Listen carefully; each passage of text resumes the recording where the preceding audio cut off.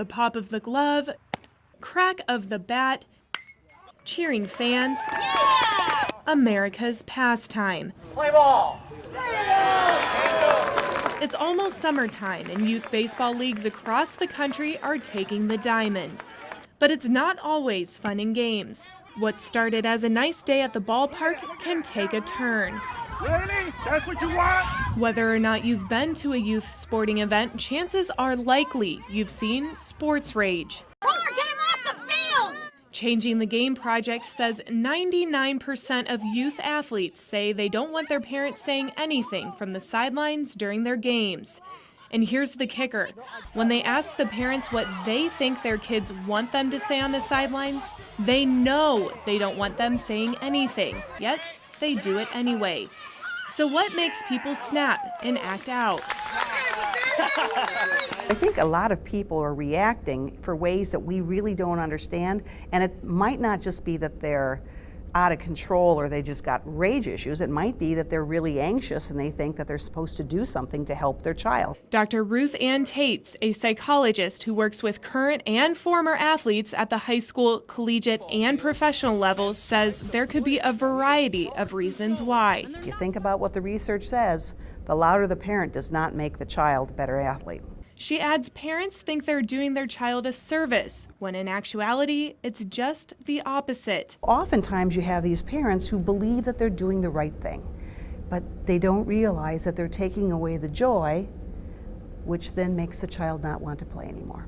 And unlike the game, sometimes the rage doesn't end after the teams shake hands. If they didn't have a good practice or if they didn't seem to try hard enough, that they would hear about it not only on the ride home, but there'd also be comments made at the dinner table. Some local coaches say sports rage is one of the reasons why there is a decline in participation and willing coaches. I've seen firsthand people that are good people who, myself, I would love to see them coach my kids, that step away, that are stepping away from athletics altogether. The National Alliance for Sports reported about 20 million kids register for youth sports each year.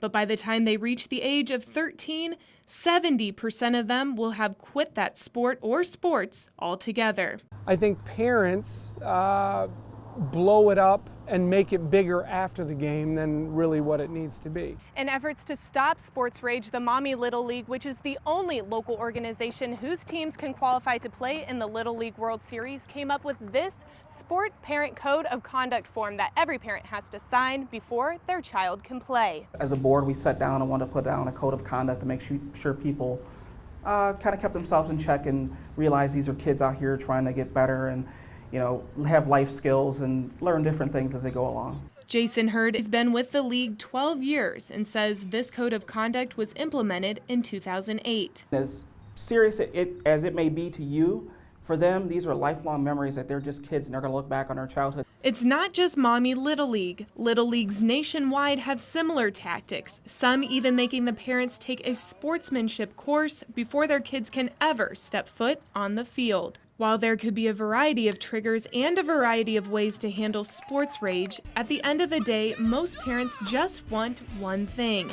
what's best for their child. And understand that they are here to have fun. I think parents lose sight of that. Let the kids go get their slushes at the end of the game, and you can use it as a life lesson for them. I also spoke to a local umpire who's been umpiring on and off for the last 20 years, and he says about 10 years ago, sports rage was prevalent at the junior high and high school levels. But for about the past 5 years, that shifted to being an issue at the younger Little League levels. And while he says sports rage is still an issue, he admits to seeing the positive impacts the Little Leagues have in turning it around. Reporting for WTOL 11, I'm Danielle Dwyer.